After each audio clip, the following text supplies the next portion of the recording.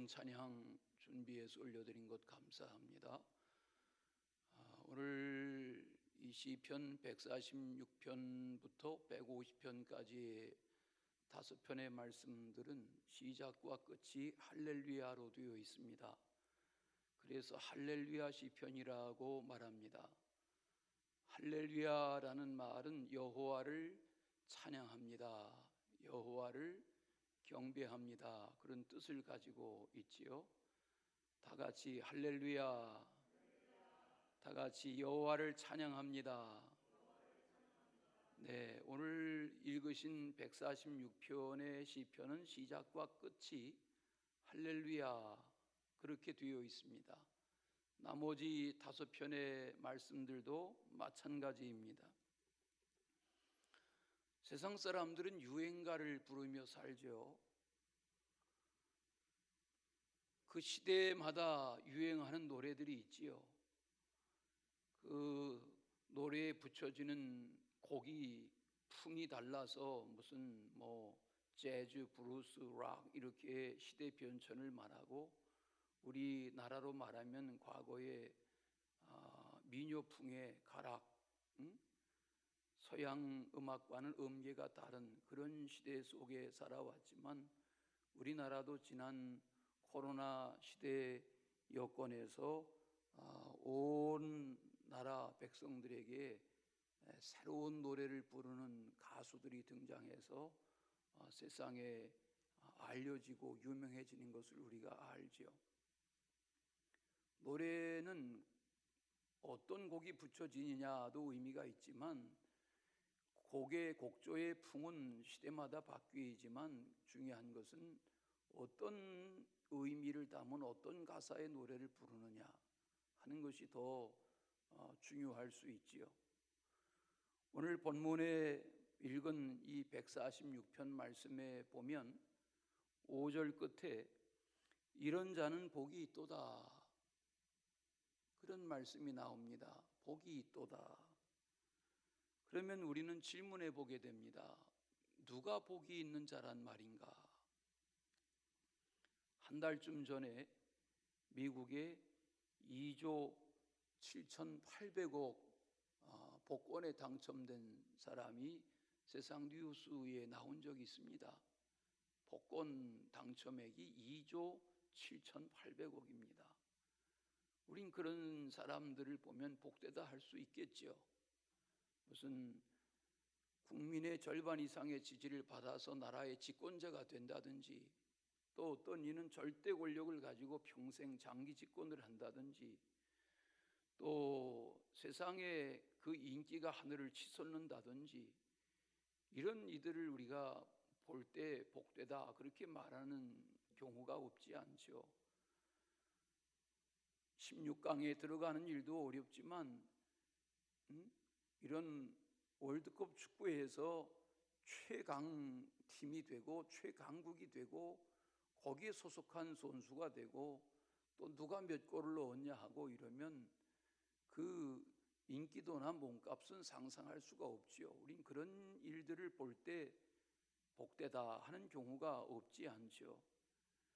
물론 이러저러한 복의 기준이 세상에는 많이 있습니다. 그러나 오늘 성경에 보면 세상적인 기준으로 복되다 그렇게 말씀하지는 않습니다.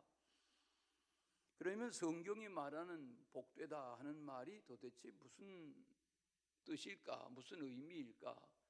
즉 꼭 2주만 지나면 성탄절을 맞이하게 될 터인데, 누가복음 1장에 보면 마리아가 천사 가브리엘을 통해서 하나님의 아들을 잉태하게 됩니다. 은혜를 받은 자여 평안할지어다 하며 그의 몸에 하나님의 아들이 수태되는 사실을 알립니다. 마리아는 두려움에 휩싸이고 무서워서 떱니다. 그는 두려움을 잠시라도 가라앉혀 보려고 친척집인 유대 산골 마을에 대제사장 사가랴의 집으로 피신해 갑니다. 그 부인 엘리사벳은 6개월 전에 하나님의 뜻으로 세례 요한을 잉태한 상태였습니다. 그 산골 가정에 찾아갔을 때에 연세 많은 엘리사벳이 마리아를 큰 소리로 환영하는 그런 장면이 누가복음 1장을 읽다 보면 나옵니다. 누가복음 1장 42절인데 여자 중에 내가 복이 있으며 내 태중의 아이도 복이 있도다. 이렇게 하나님의 뜻으로 수태한 마리아가 복이 있는 여자다. 또 내 복 중에 지금 잉태된 아기도 복이 있는 자다. 이렇게 복이 있다고 선언하는 것을 봅니다.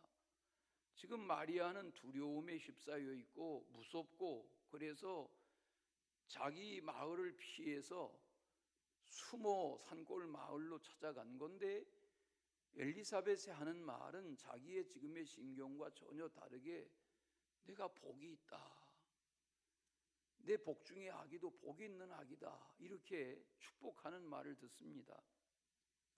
그 장면을 쭉 맞아 읽다 보면 주께서 하신 말씀이 반드시 이루어지리라고 믿은 그 여자에게 복이 있다. 이렇게 말합니다. 오늘 복에 대한 말씀을 나누는 겁니다. 오늘 말씀의 제목이 이런 자는 복이 있도다 이렇게 본문에서 정했는데 도대체 성경이 말하는 복이라는 것이 뭔가 하는 묵상을 하는 겁니다. 자, 그러면 오늘 본문이 말하는 복 있는 자란 어떤 자인가? 오늘 말씀 시편 146편에 보시면 첫째는 여호와를 찬양하는 자가 복이 있는 자다 그랬습니다. 이사야서 43장 21절을 암송처럼 많은 분들이 외우시죠. 하나님께서 이 백성은 내가 나를 위하여 지었나니 나의 이름을 찬송하게 하려는 것이다. 하나님이 인간을 창조하신 목적이 여호와 하나님의 이름을 찬송하게 하기 위해서 인간을 지으셨다. 그런 유명한 선언의 말씀이 이사야서 43장 21절에 나오지요. 하나님이 인간을 창조하신 목적이 무슨 돈을 많이 벌라고, 인기와 명예를 누리라고, 권력을 가지라고, 한번 큰 소리치고 똥똥거리며 잘 살아보라고 그런 목적으로 인간을 지으신 것이 아니라 하나님을 경배하고 하나님을 찬양하고 하나님을 송축하고 하나님을 예배하는 자로 살아가라고 인간을 지으셨다는 겁니다. 그런데 인간이 하나님의 지으신 그 목적에서 벗어났죠. 그게 타락이죠. 불순종으로 인한 타락이라는 것은 하나님의 그 창조 목적에서 그저 하나님을 높이고 하나님 제일이라 하고 하나님 최고로 하고 하나님 경배하고 이렇게 살아가도록 지음받은 인생인데 불순종하고 타락하면서 결국은 사탄을 숭배하는 어리석은 인생으로, 우상을 숭배하는 어리석은 인생으로 전락하고 만 거지요. 하나님은 하나님의 부르심을 받은 성도들이 철저히 하나님을 찬송하며 살기를 원하시는 겁니다. 오늘 본문 말씀 펼쳐가지고 계시면 1절과 2절을 다시 같이 한번 읽어보겠습니다. 큰 소리로 할렐루야. 내 영혼아 여호와를 찬양하라. 나의 생전의 여호와를 찬양하며 나의 평생의 내 하나님을 찬송할지로다. 네, 하나님을 찬송하는데 뭐 고운 목소리로만 찬송하는 것이 아니라 말을 못해도 농아인이라도 몸으로라도 주님을 찬양하고 영혼으로 하나님을 찬양하고, 이 찬양은 기분 좋을 때만 하는 것이 아니라 생전에 살아있는 동안에 평생토록 우리의 영혼이 하나님을 찬양하고 하나님을 찬송하고 송축하는, 이것이 하나님이 인간에게 기대하시는 바라는 거지요. 다윗이 몸 찬양을 하지 않았습니까? 블레셋에 빼앗겼던 법궤를 되찾아오려 하던 때에 우사의 죽음을 통해서 어려움을 겪지만 오베데돔의 집을 고치고 하나님의 법궤를 모시는 오베데돔의 집이 복을 받고 소문에 들은 다윗이 나서서 3만 명의 악기를 연주하는 이들을 나라에서 구하고 잣나무로 비파와 수금을 만들고 온갖 악기들을 다 동원해 가지고 하나님의 법궤를 다윗성으로 예루살렘 성으로 모셔오는 그런 거국적인 일을 하죠. 그때 다윗이 너무 기뻐서 너무 감사해서 하나님 앞에 춤을 추며 찬양하죠. 기뻐하죠. 왕이 직접 나서서 그렇게 하나님의 법궤가 회복되는 것을 감격해하고 몸과 마음으로 전심으로 주님을 경배하고 찬양하는 그런 장면을 우리가 성경에서 대합니다. 소를 준비하고 살찐 송아지를 준비하고 번제를 드리고 화목제를 드리고 법궤를 어깨에 매서 이동하는데 6걸음을 가서 멈추고 법궤를 이동하는데 6걸음을 가서 멈추고 그리고 하나님 앞에 제사하고 너무 감격스러워서 하는 그런 장면을 대합니다.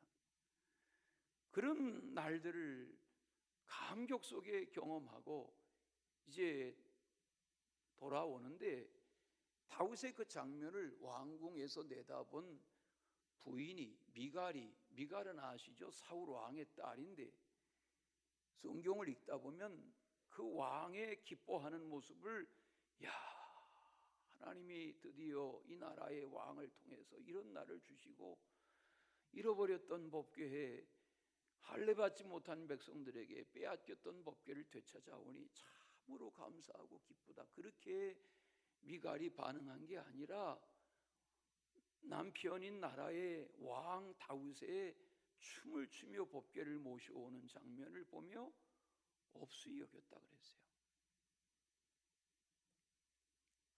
그날 이 다윗이 법궤를 모시고 집으로 돌아옵니다. 집이라는 게 왕도 잠을 자는 자기 사저가 있으니까 이제 관저로 돌아오는데 집에 돌아오며 가족들을 축복할 마음을 가지고 종일 흥분을 가라앉히지 못하고 그러고 들어오는데 나라의 임금을 맞이하는 아내 미갈은 없이 여기는 말을 합니다. 성경 그대로를 읽어드리면 이게 사무엘하 6장에 나오는 장면인데요. 이스라엘의 왕이 오늘 어떻게 영화로우신지 방탕한 자가 염치 없이 자기의 몸을 드러내는 것처럼 오늘 그의 신복의 계집종의 눈앞에서 몸을 잘 드러내셨습니다. 이러고 비아냥거리며 미갈이 하나님의 일에 마음을 쏟아서 3만여 명의 악기 타는 이들을 동원해서 거국적인 일을 성대하게 마치고 돌아오는 밤중에 남편 임금 다윗을 맞이하는 미갈이 고작 한다는 말이 그랬습니다. 그날 다윗은 집안에서 부부싸움을 한 거죠. 언쟁을 한 거죠. 이제 그 장면을 다 읽혀드릴 수는 없지만 다윗의 대답은, 다윗의 반응은 짧게 말하면 이런 말을 합니다. 이는 여호와 앞에서 한 것이다. 당신은 나를 없이 여기지만 당신은 내가 무슨 경망하게 춤을 췄다는 등 없이 여기지만 오늘 내가 한 이 일은 하나님 앞에서 한 일이다. 이렇게 다윗이 대답하고는 그 밤을 지내요. 그런데 그 장면을 쭉 읽다 보면 하나님께서 그 역사적인 고국적인 일이 이루어지던 날 미갈의 한 행동, 미갈의 한 말, 미갈의 한 반응, 이걸 하나님이 하셨어요. 거기 사무엘하 6장을 끝까지 읽다 보면 그 말씀이 뭐가 나오냐면 이 일로 인해서 하나님이 평생토록 미갈의 태를 닫으셨다. 이런 말씀이 나옵니다. 이게 무슨 말입니까? 하나님은 미갈의 후손을 통해서 왕이 이어지게 하질 않으셨어요.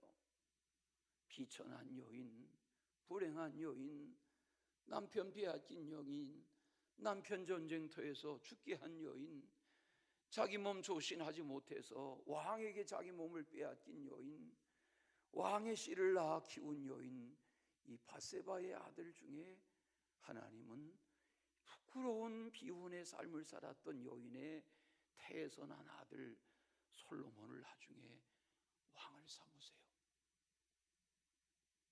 요즘 우리가 며칠 읽기 시작한 새벽마다의 전도서의 분량이 그렇게 등극한 솔로몬의 지혜의 전도서의 내용을 대하시는 거죠.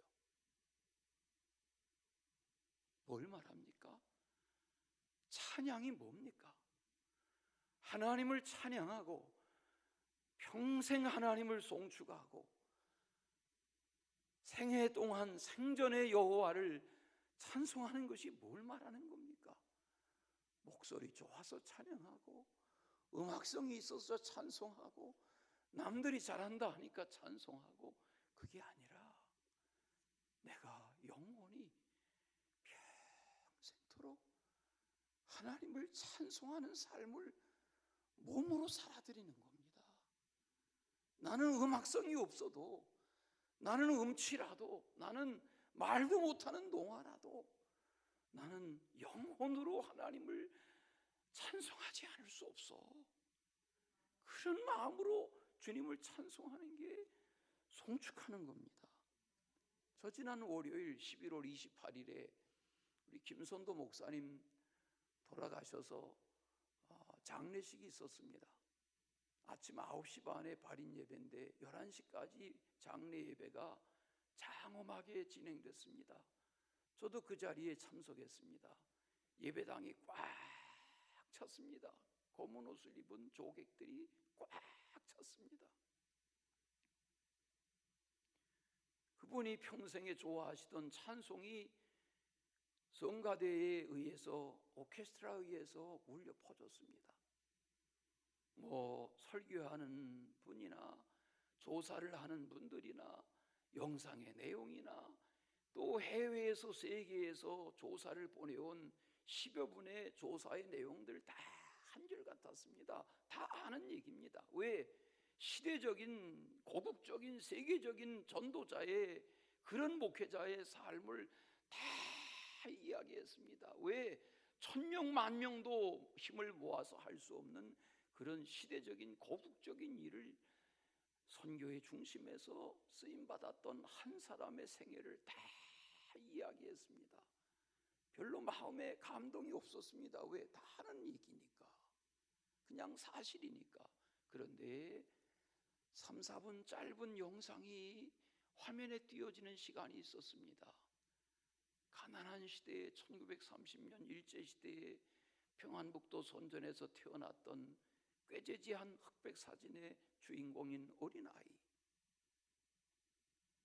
인민군에게 끌려갔던 군의관이었던 초라한 시절의 한 젊은이, 하나님의 도우심으로 국군에 다시 생명이 보존되어서 군의관으로 생을 시작해서 젊음을 바쳐서 부름받은 소명으로 신학도가 되고 목회자의 길을 걸은 이야기 영상으로 진행되는데, 그 장면들도 다 아는 내용이기 때문에 그냥 그렇게 지나갔습니다. 그 영상이 끝나갈 즈음에 목사님의 돌아가시기 전에 육성 찬송가가 울려 퍼졌습니다. 목소리가 다 기갈하고 발음도 알아들을 수 없고 기운도 다 진해서 또박또박 전달되지도 않는 그런 가래가 끓는 그런 병상에서의, 돌아가시기 얼마 전에 육성 찬양을 녹음한 그런 녹음이었습니다. 주 안에 있는 나에게 딴 근심이 있으랴, 십자가 밑에 나아가 내 짐을 풀었네.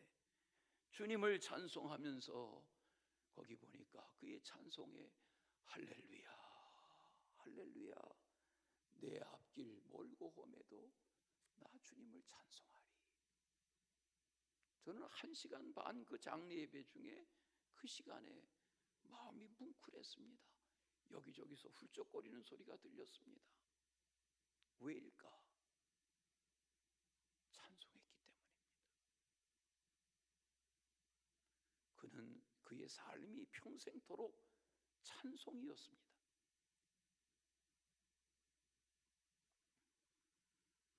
목소리는 떨렸고 목소리는 잠겼고 목소리에는 힘이 없었지만 그는 그의 삶의 마지막을 찬송하고 있었습니다.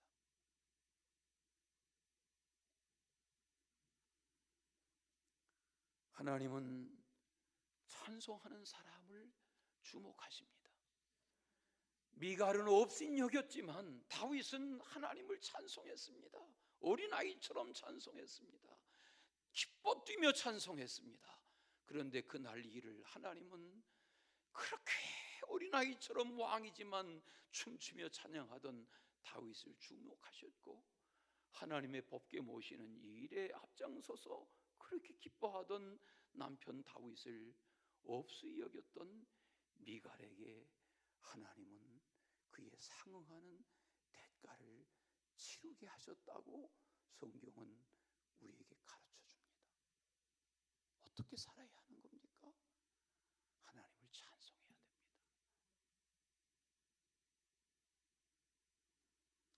송년회 때에 우리는 이 강림절기를 지내며 성탄절을 가까이 하며 이러저러한 성탄절 찬양을 하고 또 할 것입니다. 그러나 중요한 것은 무엇입니까? 우리의 영혼이 하나님을 향하여 영혼이 찬양해야 하는 겁니다.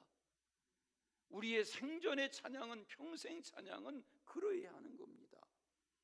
338장 찬송을 아십니까? 내 주를 가까이 하게 하면 이 찬송입니다. 그 찬송의 후렴에 보면 내 일생 소원은 늘 찬송하면서 주께도 나가기 원합니다. 꿈에도 소원은 늘 찬송하면서 주께도 나가기 원합니다. 천사날 부르니 늘 찬송하면서 주께도 나가기 원합니다. 마지막 절에 보니까 숨질 때 되도록 늘 찬송하면서 주께도 나가기 원합니다. 찬송하는 겁니다. 저도 이 찬송을 즐겨 부르지만 우리 찬송 338장 제가 몇 년 지금 찬송가 성경이 다 낙도록 보고 있는 이 338장 찬송에 보니까 제가 연필로 뭐라고 써놨냐면 2020년 4월 17일 고 정병덕 집사 애송 찬송 이렇게 써놨습니다. 우리 정병덕 집사님 장례식 때 제가 애송 찬송이 찬송을 부르고 장례식 끝나고 나서 연필로 여기다 그렇게 메모해 놨습니다. 우리 김보영 권사님 부군인 고 정병덕 집사 애송 찬송 이렇게 하고 하나님 앞에 간 날짜를 여기 적어 놓았습니다. 여러분 찬송이란 것은 그런 것입니다. 우리 영상 하나 보여드릴 텐데 내 주를 가까이 하려 함은 이라는 이 찬송이 도대체 우리에게 남기는 감흥이 뭔가 한번 보시기 바랍니다.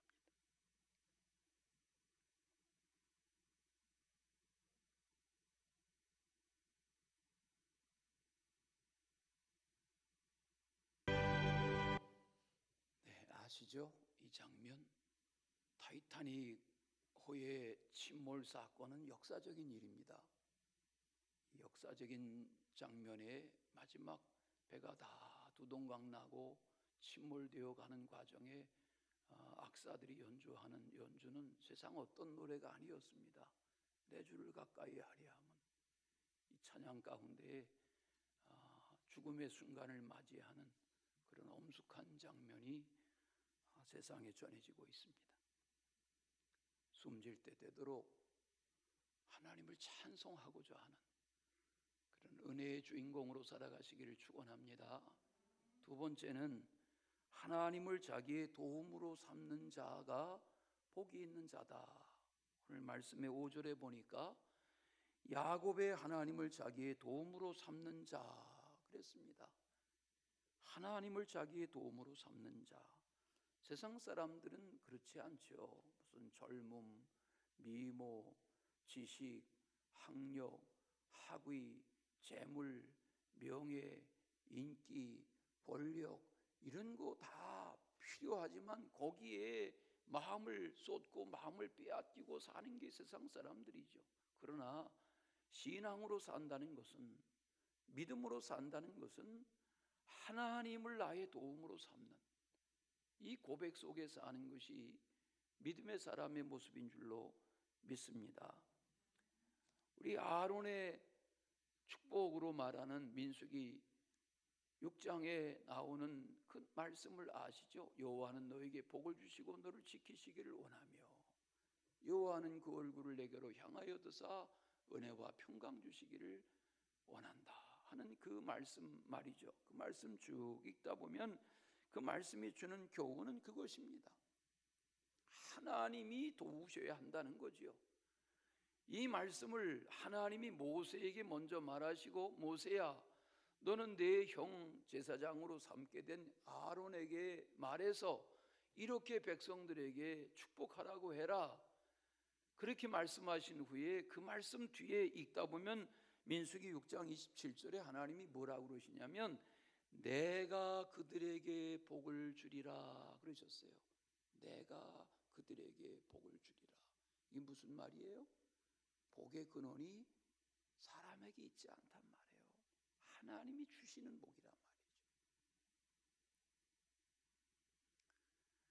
믿음의 사람은 하나님이 지키신다, 하나님이 도우신다, 하나님이 인도하신다, 하나님의 은혜다, 하나님이 평안케 하셔야 한다, 이렇게 모든 것의 실마리를 하나님에게서부터 비롯할 줄 아는 것이 믿음의 사람의 모습인 줄로 믿습니다. 창세기의 아브라함, 이삭, 야곱 이야기를 우리가 많이 합니다. 얼마 전까지 창세기를, 방대한 창세기를 다시 차근차근 대했습니다.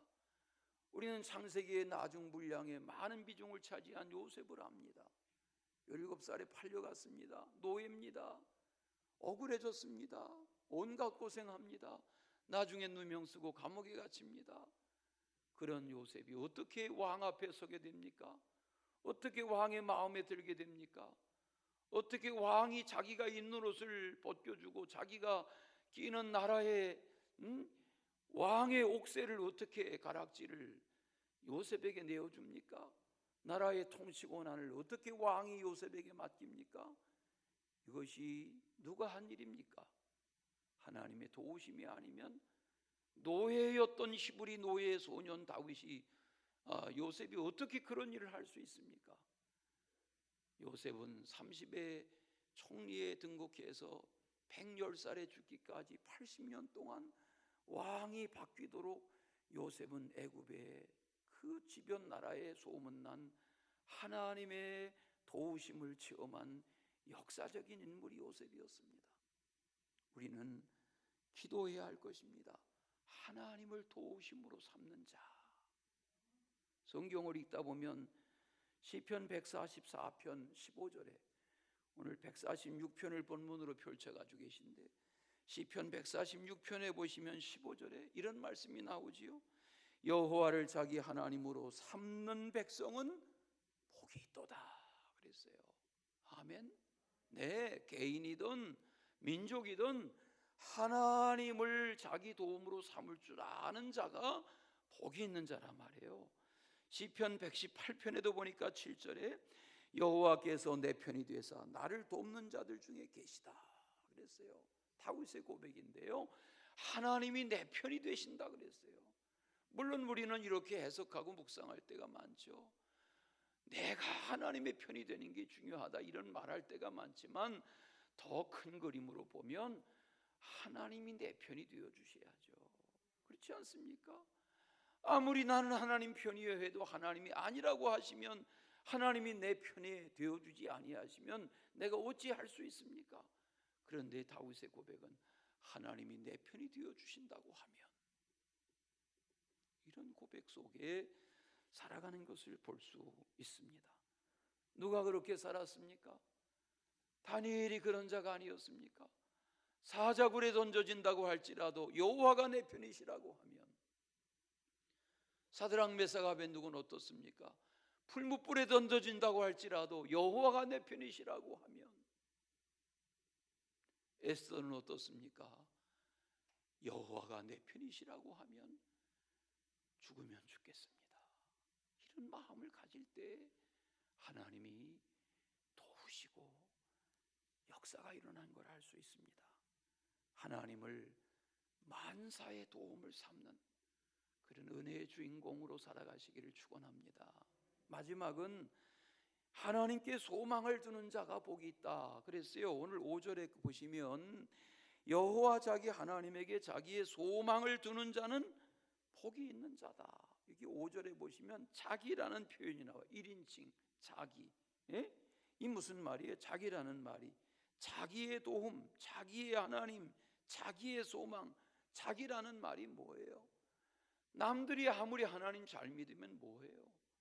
내가 하나님 앞에서 내 소망을 어디에 두느냐, 내가 하나님 앞에서 어떤 믿음을 가지고 사느냐, 그게 중요한 거 아닙니까? 오늘 시편 기자는 하나님을 나의 도움으로 삼는, 하나님에게 소망을 두는 자가 복이 있는 자다. 시편 18편에 보면 다윗이 그런 자가 아닙니까? 여호와는 나의 산성, 나의 피할 바위, 나의 요새, 나의 하나님, 나의 방패. 계속 다윗은 하나님을 1인칭으로 나의 하나님이시라고 고백하는 걸 봐요. 오늘 남아있는 한 해를 나의 하나님께 소망을 두는 그런 은혜의 삶으로 잘 마무리하시고, 젊은이든 노인이든 맞이할 새해, 다가오는 새해가 격동의 날들이 계속되겠지만 하나님께 소망을 둘 줄 아는 그런 은혜의 주인공으로 살아가시기를 축원합니다. 믿음의 사람은 사람을 의지하면 안 됩니다. 오늘 말씀에 귀인이라도 의지하면 안 된다. 그렇지 않습니까? 아무리 권력이 대단하고 서슬이 시퍼런 것 같아도 사람에게 손 비비면 안 됩니다. 오늘 성경이 말하지 않습니까? 호흡이 끝나면 끝나는 흙으로 돌아가는 인생을 의지하지 마라. 여호와를 도움으로 삼을 줄 알아야 돼. 이렇게 말하지 않습니까? 하나님을 도움으로 삼는. 누가복음 2장에 보면 그런 믿음으로 살았던 연세 많은 두 사람 이야기가 나옵니다. 한 사람의 이름은 시므온이고 한 사람의 이름은 안나입니다. 하나님의 아들 예수 그리스도가 애굽으로 피신하였다가 성전에서 하나님 앞에 결례를 행하기에 나오는 그 장면에 거기 시므온이 하나님의 아들 예수 그리스도의 오심을 기다리던 중에 예수님을 영접합니다. 그리고 감격해합니다. 그 장면 쭉 읽다 보면 시므온이 아기 예수를 영접하며 경배하며 이렇게 말합니다. 이는 만민 앞에 예비하신 것이요 이방을 비추는 빛이요 주의 백성 이스라엘의 영광입니다. 누가? 어린 아기 예수 앞에서 하나님을 찬양하고 하나님께 소망을 둔 한 인생의 노년의 고백을 하나님에게서 주시는 영광을 봅니다. 그렇게 말합니다. 거기 안나에 대한 이야기는 어떻습니까? 거기 안나에 대한 장면에 보면 나이를 계산해 보면 결혼한 지 몇 해, 홀로 된 지 80 몇 해, 이거 계산해 보면 안나라는 이 여선지자는 나이가 100세가 훨씬 넘는 사람이에요. 몇 살이라고 말하지 않았지만 거기 결혼 생활 몇 년, 홀로 된 지 80 몇 년 이거 합치면 이미 90살이 넘어요. 그러면 최소한 15살에 결혼했다고 해도 100살이 훨씬 넘는 그런 연세 많은 노여 선지자가 성전에서 밤낮 금식하고 기도하고 살다가 하나님의 아들을 맞아가지고 예수 그리스도께 경배하는 그런 장면에 보면 소망이 절절 넘쳐납니다. 오늘 이왕 예수 믿으시는 거 예수님에게 소망을 두고 하나님에게 소망을 두고, 아멘. 12의 혈루병 여인을 보세요. 예수님에게 소망을 두잖아요. 세상 의학이 자기를 못 고치는데 예수님 소문에 듣고 예수님 가까이 가서 예수님께 자기 병 말하고 싶은데 만날 길이 없으니까 옷자락이라도 붙잡잖아요. 능력이 나가고 회복이 되잖아요. 수로보니게 여인의 귀신 들린 딸 이야기는 뭡니까? 개라도 좋습니다. 나 개 취급해도 좋으니까 내 달만 귀신이 떠나가고 고쳐질 수 있다면 그런 긍휼을 내가 잊고 싶습니다 말하는데, 예수님이 말씀하시고 귀신이 떠나가고 집에 돌아가 보니까 귀신 들려 고생하던 어린 딸이 깨끗해지잖아요. 하나님께 소망을 두고 예수님께 소망을 두는 것은 은혜입니다. 보여지는 것, 썩어질 것, 영원하지 못한 것에 소망 두지 말고 하나님에게 소망을 두고 살 줄 아는 그런 은혜의 주인공 되시기를 축원합니다. 우리 새벽마다 그저 일주일이 멀다 하고 자주 부르는 그 많은 찬송가 있지만, 우리 자주 부르는 새벽의 찬송가 중에 하나가 484장인데 그 시작이 뭡니까? 내 마음에 주여 소망되소서. 이 찬송을 우리가 아주 자주 부르지 않습니까? 그 찬송의 끝도 4절에 보면 끝이 어떠한 고난이 닥쳐와도 만유의 주님이시여 소망이 되어주세요. 이게 찬송의 끝입니다. 우리는 그런 찬송을 부르며 고단하지만 새벽 4시에 일어나서 멀리서 달려오는 성도들과 함께 추운 예배당에 불을 밝히고 찬송하고, 이게 우리 하루의 시작인데, 새벽에 일어나시든 못 일어나시든 마음속에 맞아, 내 마음의 소망은 오직 하나님이시오, 오직 예수님이시오, 이런 삶을 살아가는 주인공 되시기를 축원합니다. 사랑의 주 하나님 아버지, 주님이 이 땅에 오셔서 미움을 받고 대적자들로 인하여 고난을 당하셨지만 이루신 그 온전한 구원의 구속의 역사로 우리에게 죄사함도 주시고 영생도 주시고 하나님의 자녀의 권세를 선물해 주신 것 감사합니다. 오늘 시편 기자의 고백이 우리의 고백 되게 하시고 그런 찬송과 그런 고백 속에 사는 하나님의 사람들 되게 하여 주시옵소서. 예수 그리스도의 이름으로 기도하옵나이다. 아멘.